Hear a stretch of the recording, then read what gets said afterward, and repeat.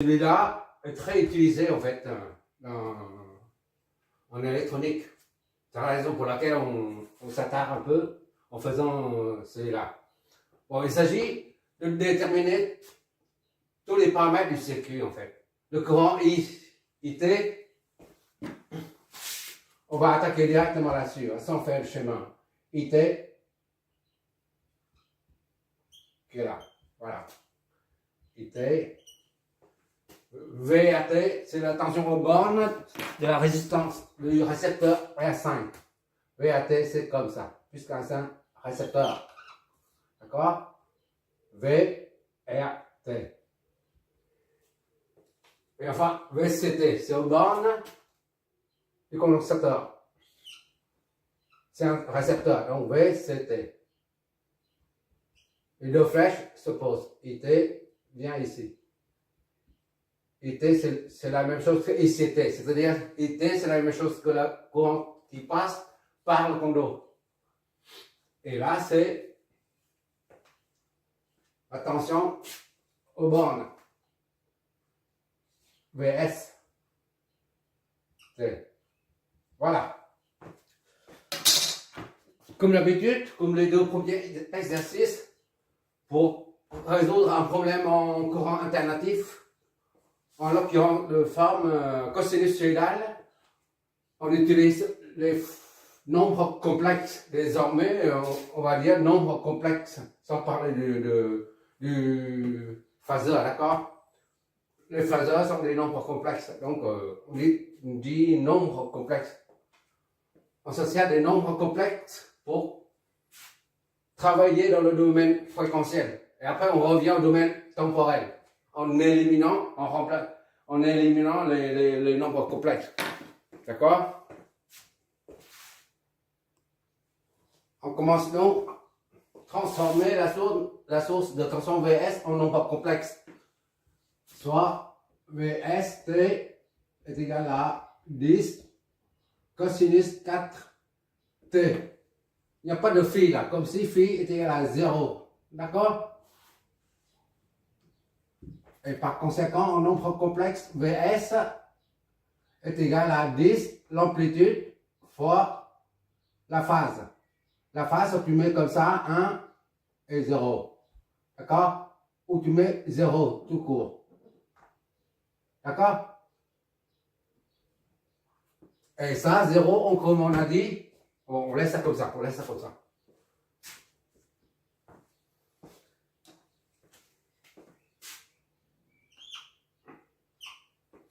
Ça, on est dans le domaine fréquentiel. Maintenant, le condensateur.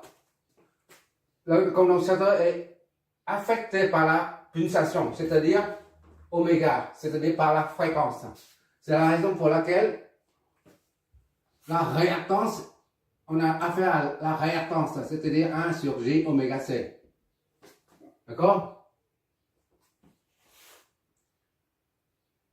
C'est égal à 1 sur J du multiplié par J, par exemple. D'accord? J en haut, J en bas, J au carré fois oméga C. D'accord? J en haut, tu laisses comme ça, J en bas, c'est moins oméga C. C'est le nombre complexe J au carré est égal à moins 1. J est égal à racine moins 1. C'est ça le fondement du nombre complexe. D'accord? C'est pour ça qu'il y a un J moins. Je remplace J oméga est égal à moins 1. Ainsi, XC est égal à moins J. On continue parce qu'il n'y a pas de place, ça c'est long. Moins J sur oméga C. D'accord? Donc, moins J, on a dit, c'est 90 degrés. D'accord? Sur oméga, c'est 4 fois C, c'est combien? 0,1. Donc, c'est moins 90 sur 0,4. Ça fait combien ça? 1 divisé par 0,4, ça donne 1,5.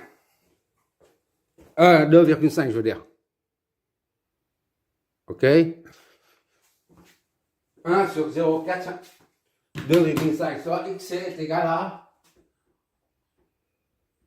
moins 2,5. D'accord? Et 90. Voilà. On va garder ça. Ça, c'est un autre nombre complexe.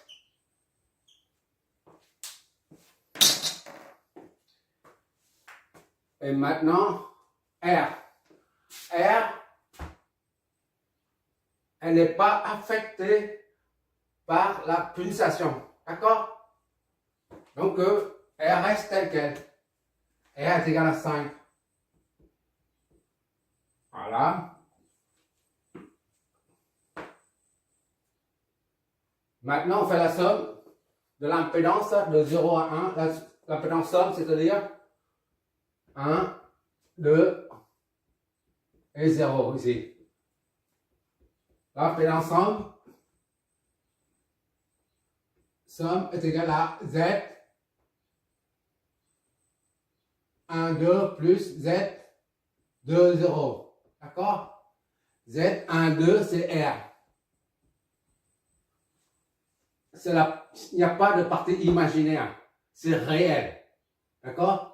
C'est pas parce que R c'est réel. Hein. C'est sur l'axe, c'est 5. Il n'y a pas de G. C'est pour ça que R c'est réel.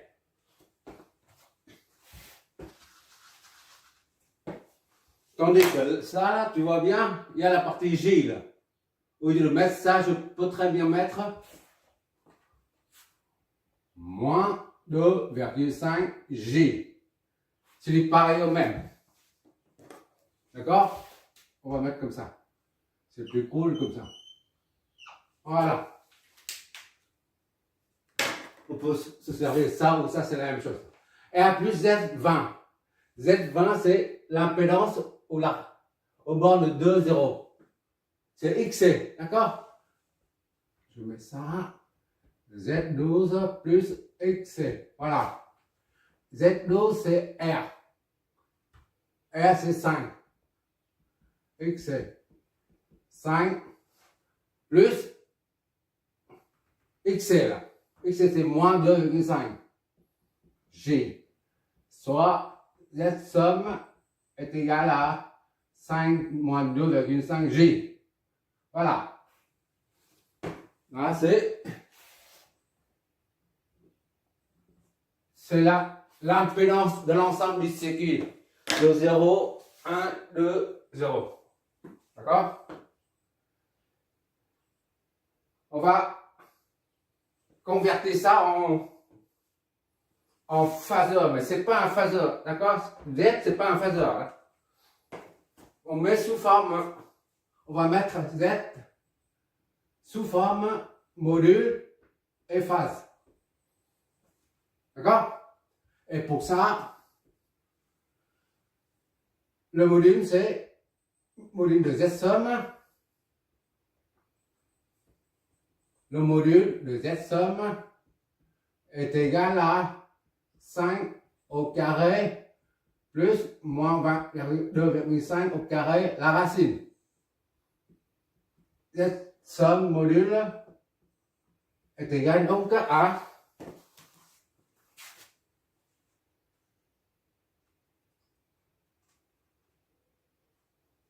racine 5 au carré plus moins 2,5 au carré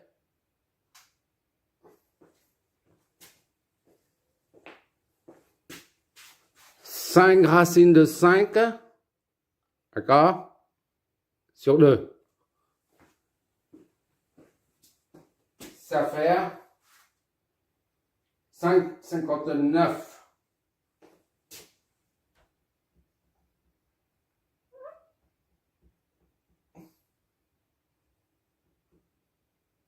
5,59. Voilà. Et pour l'angle de phase. Pour l'angle de phase, on fait arc-tangent. Arc-tangent.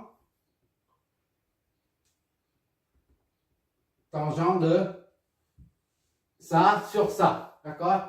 On prend les nombres positifs. D'accord? 2,5 sur 5. Voilà. Et on regarde, on va voir ce fait l'angle, la phase est positive ou négative, ça dépend de ce graphe-là. Phi, on en déduit visuellement. D'accord? Moins 2,5, il est là. Moins 2,5 G. D'accord? Moins 2,5. 2,5. D'accord? Et à X de 5. 1, 2, 3, 4, 5, disons. Moins 2,5. Voilà. Donc, phi, il est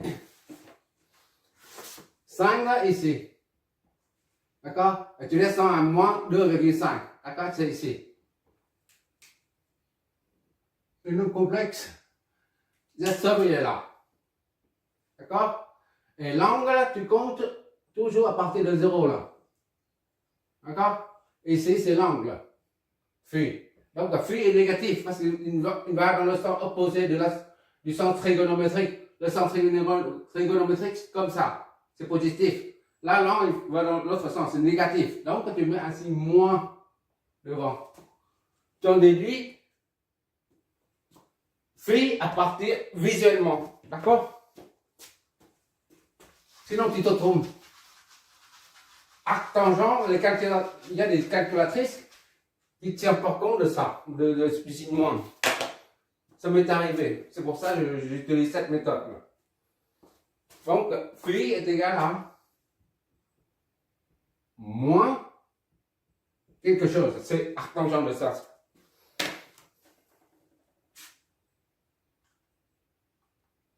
Arc tangent, j'ai mis tout en degrés, 2,5 sur 5. Voilà. Ça donne 26,56. D'accord? Ok. 26,56, 5. 26,56, 5 degrés. D'accord? Ça, c'est le module. L'amplitude. Ça, c'est la phase. Donc, ainsi, on peut former un phaseur entre guillemets. D'accord? Parce que l'impédance n'est pas un phaseur. C'est égal à module de Z fois phi soit Z somme est égal à 5,59 et moins 26,565 degrés. Voilà. Là, je préfère mettre ça comme ça sous forme Z parce qu'on aura besoin alors de l'évaluation de la puissance réactive. On aura besoin de tout ça. De lignes triphasées, on aura besoin de tout ça.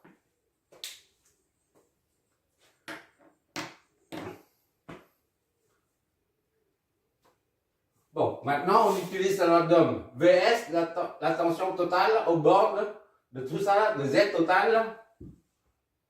VS est égal à Z, somme, d'accord, fois I.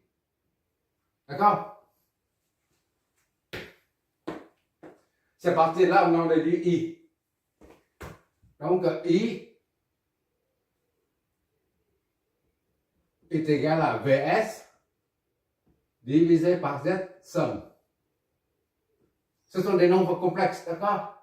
Donc I est égal à VS, c'est combien? C'est ça. 10, 0, d'accord? Sur Z, c'est 5,59 moins 26,565 degrés. Comme il s'agit d'un quotient, on prend le numérateur divisé par les deux modules, là, le quotient des deux. I est égal à 10 divisé par ça,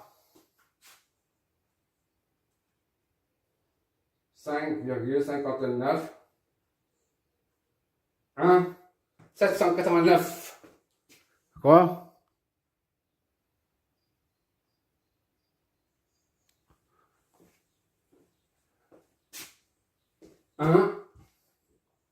789. Et ça, je vais doucement 10 divisé par 5,59. Fois phi là, c'est 0 moins 26. 5,65. Voilà. Ça, I est égal à, on a dit, 1,789 plus 26,565. Voilà. Et ça, c'est des ampères.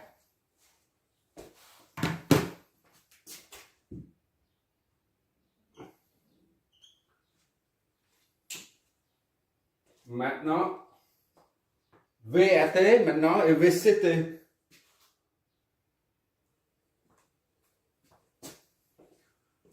Maintenant, on va calculer VAT. On va toujours, j'espère. Ok, encore. VAT, idem, VRT. VR est égal à ZR, d'accord, fois I. D'accord? Or, ZR, ce n'est rien d'autre que la partie réelle seulement, c'est-à-dire R plus 0J. Voilà. 0J, ça fait 0. R, ça reste 5 ici. Donc, ZR est égal à R. Donc, VR est égal à R fois I. Donc, complexe, d'accord? VR est égal à R, c'est 5 fois I, c'est ça. D'accord? On va prendre 1,789 I là et 26,545 degrés. Tu multiplies ça 5 fois 11. 5 fois 11, c'est le résultat précédent. 8, 900. VR, donc, est égal à 8, 945, 26,565. Ça, c'est en volts. Ça, c'est VR. D'accord?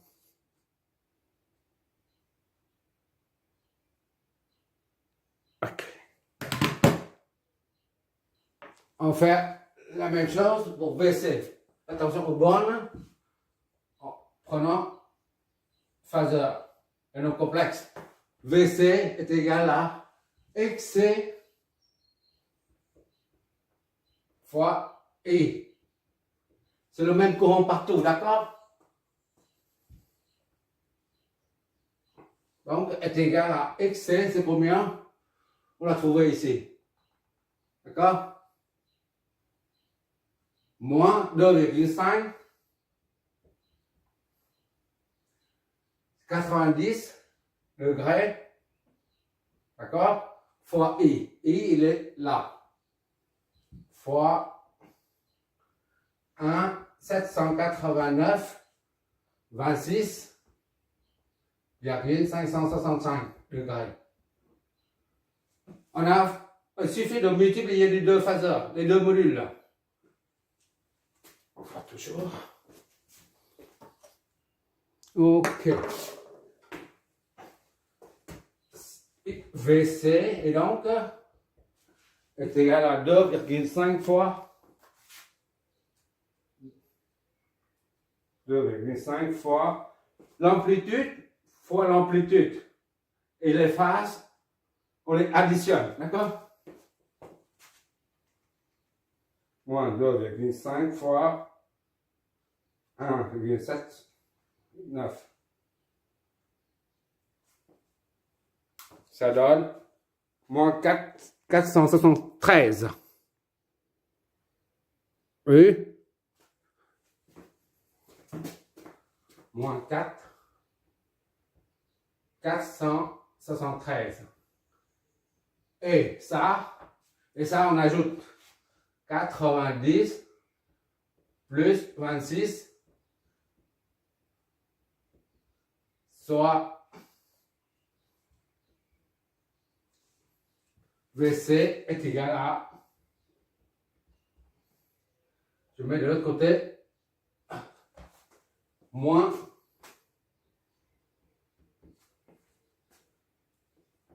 4,473 116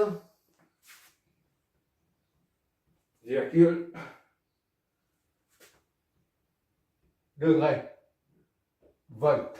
D'accord?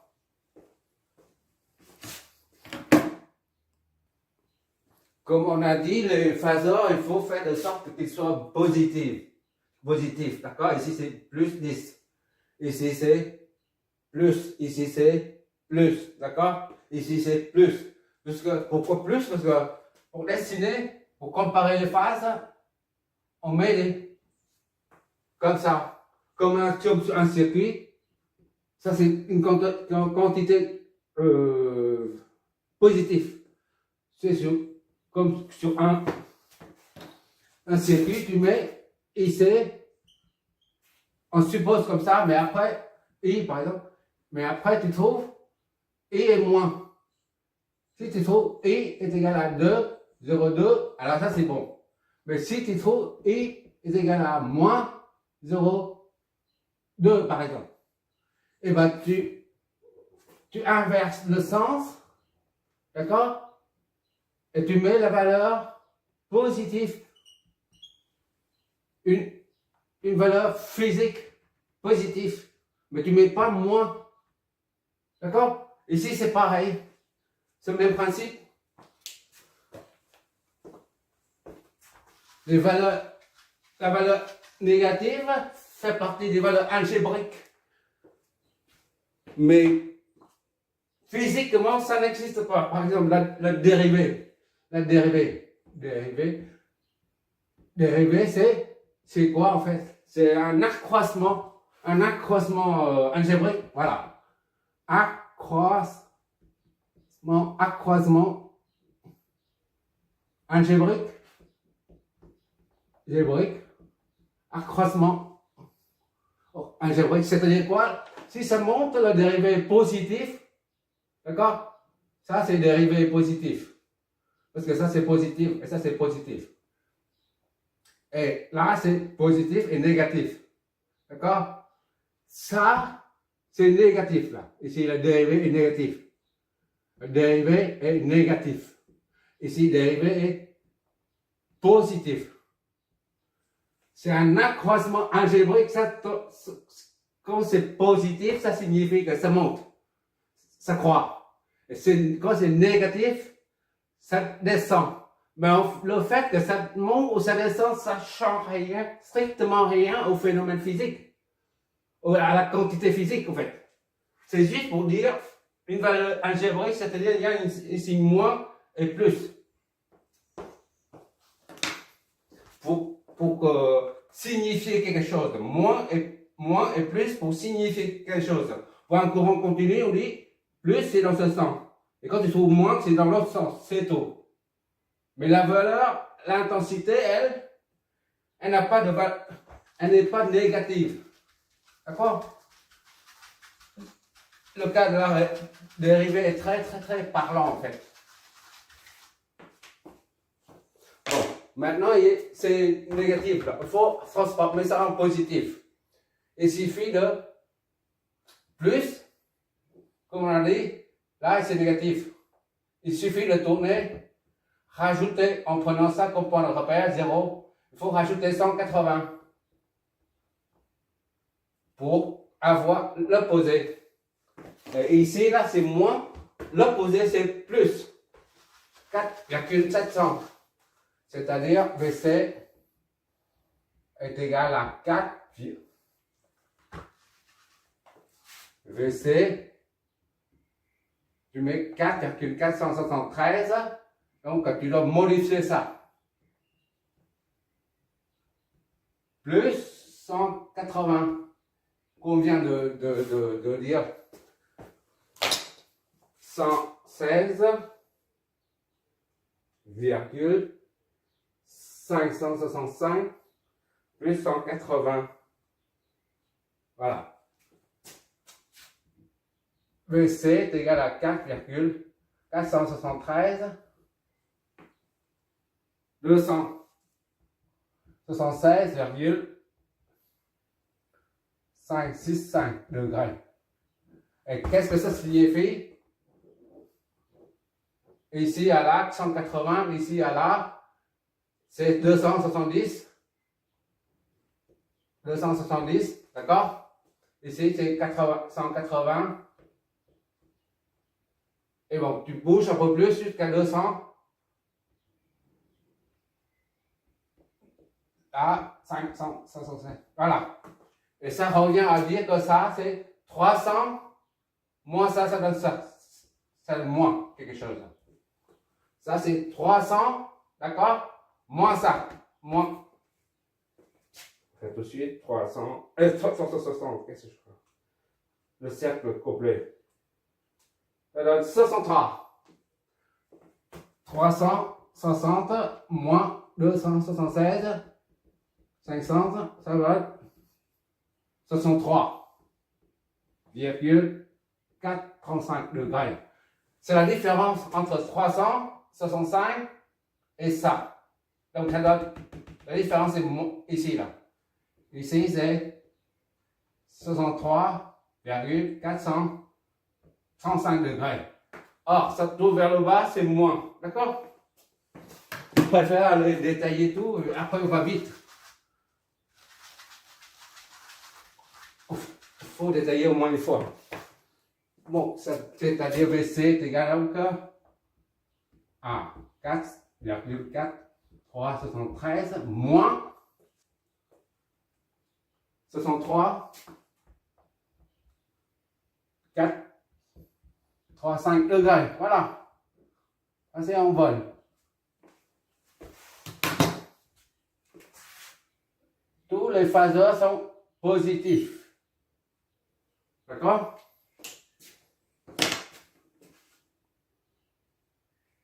Maintenant, il s'agit de trouver le déphasage, c'est-à-dire le déphasage entre chaque paramètre. Bon, pour ça, on va dessiner un axe horizontal, grosso modo. Voilà.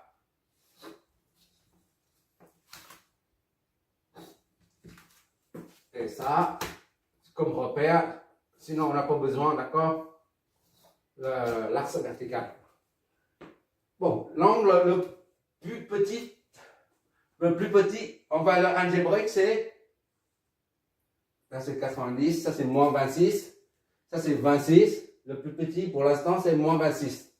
Et là c'est moins 66, là moins 63. Donc on prend moins 63. Ici, moins 63, voilà. C'est V, C, est égal à 4,460. Voilà. 435 degrés. D'accord? En vol. Et maintenant, l'angle un peu plus grand, c'est moins 26. Le Z, là. On ne trace pas, d'accord? C'est 26 maintenant. Là, on ne trace pas, d'accord? On tracera quand c'est nécessaire, mais pour l'instant, on cherche le déphasage entre VR, VC et IT, d'accord? Donc, VR, 26 et quel? Ça, c'est le même angle de déphasage. À part ça, il n'y a que ça. À part cet temps-là, il ne reste que ça. Donc, c'est ça, 26,5. Ça va être 30 ici, 26, c'est à peu près là. Voilà. 26. C'est pour I et VR. Disons, ça c'est VR. VR 26. VR est égal à 8,945 et 26,565 degrés. D'accord? En volts. Et R, c'est le même. Là, je note. Ça, c'est phi C pour le condensateur est égal à moins 63,435 degrés. D'accord? Et ça, c'est phi R est égal à plus 26,5. Voilà. Et I c'est le même angle de déphasage. Par contre, l'amplitude est différente. Ce n'est pas 8, mais c'est 1,8, disons. 1,8. Le I, voilà. Comme ça. I est égal à 1, 7, 8, 9. Et le même angle de déphasage. Degrés ampères. D'accord? Là, c'est le même angle de déphasage. Je mets quand même. Voilà. On a répondu à toutes les questions. Mais il y a une remarque à faire ici, c'est que entre la tension aux bornes du condo et le courant qui passe par le condo, il y a un déphasage. Le courant et la tension au bord du condo. D'accord? I et C. I et V. La différence des deux, là, déphasage entre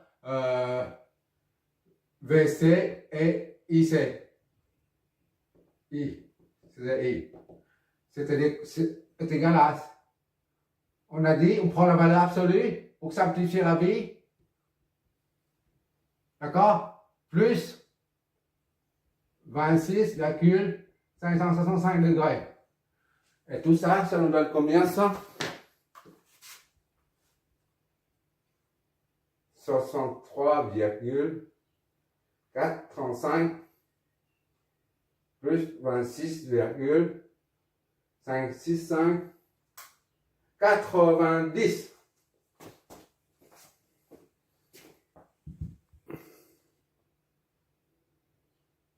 Tu vois? 90.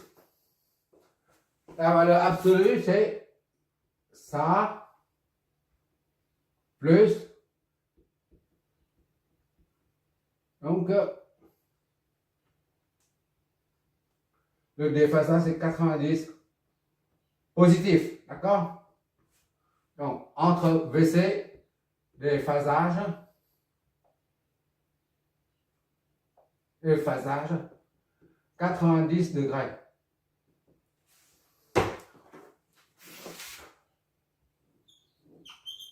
VC entre VC et IC.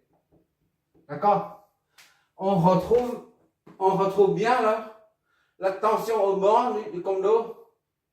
La tension au bord du condo est en retard par rapport au courant qui passe, qui le traverse. D'accord? Ici, c'est-à-dire ici là, c'est 90 degrés. D'accord? Ça confirme. Ça et ça confirme. Comme quoi on a confirme la caractéristique du courant et du phénomène. Comment je vais formuler ça, moi? Les caractéristiques du courant et tension aux bornes et du condensateur et le courant qui la traverse. Chaque fois, c'est des phasages entre tension et courant. D'accord? Courant ici et tension ici. Les deux déphasés de 90 degrés. C'est ce qu'on trouve ici, là. Si c'est pas 90 degrés entre VC et I, d'autre part, VC doit être en retard. Tu vois bien ici, que dans le centrigo, pour rattraper, tu vois dans ce sens-là, pour rattraper I, tu dois parcourir 90 degrés. Cela signifie que VC est en retard par rapport à I. Et pour un condo, on a dit, le courant va distribuer les charges et les charges génèrent un champ électrique et le champ électrique, à son tour, engendre la tension à ces bornes. D'accord? Ça confirme le phénomène physique. D'accord? Si tu te trouves à 89, par exemple, il y a quelque chose qui cloche quelque part. D'accord? Ou 50 degrés. Ou bien 90, si tu trouves 90 et que VC se trouve ici et I se trouve là, c'est aussi, il y a quelque chose qui ne va pas. En l'occurrence, on a trouvé 90. De plus, VC est en retard par rapport à I. Donc, c'est bon. D'accord? C'est la première remarque. Et deuxième remarque, puisque la résistance, la VR, la tension au bord de la résistance, c'est VR. D'accord?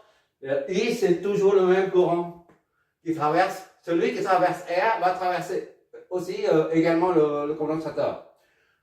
I et R sont en phase parce que l'impédance de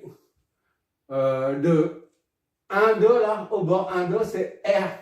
Il n'y a pas de pulsation qui intervient. R est où? R est là. C'est 5 ohms. Comme on a dit tout à l'heure, Z est égal à, pour un nombre complexe, est égal à la partie réelle plus J et partie imaginaire. J A, JB. Voilà. Où A c'est un réel et B c'est la partie imaginaire. Or, on a que réel. Il n'y a pas d'imaginaire là-dedans.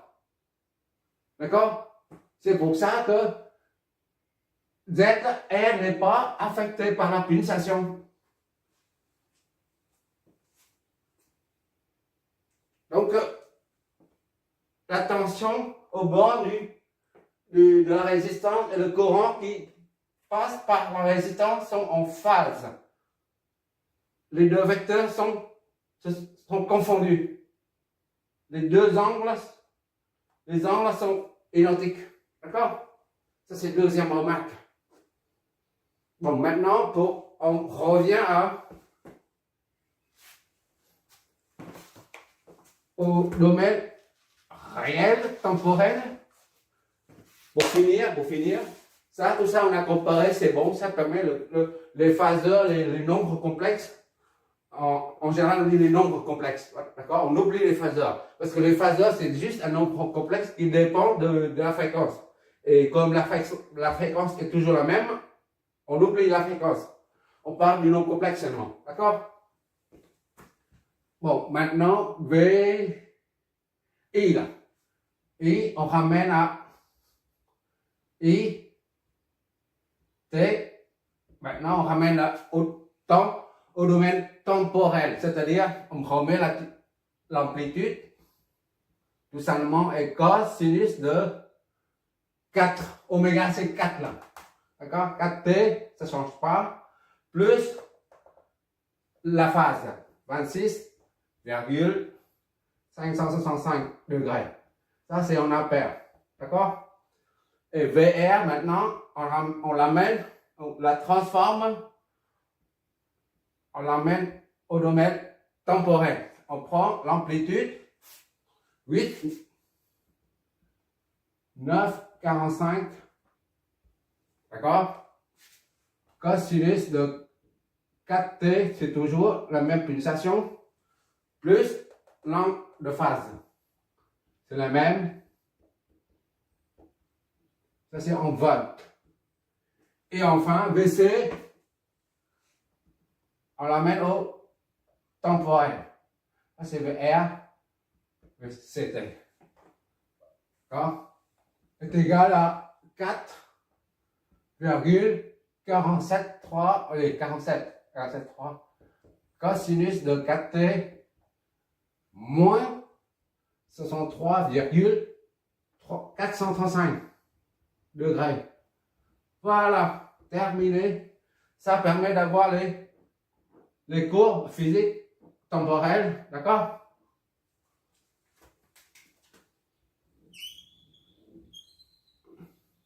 C'est ça ce qu'on veut. Mais on calcule via on les calcule pour trouver ça, on utilisait les phaseurs, les nombres complexes. Voilà. Les nombres complexes nous conduisent à ça, ça et à ça. Et à partir de là, on en déduit les grandeurs temporelles.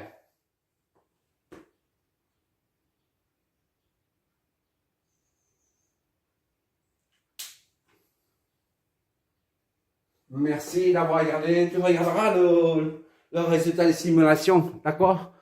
Merci.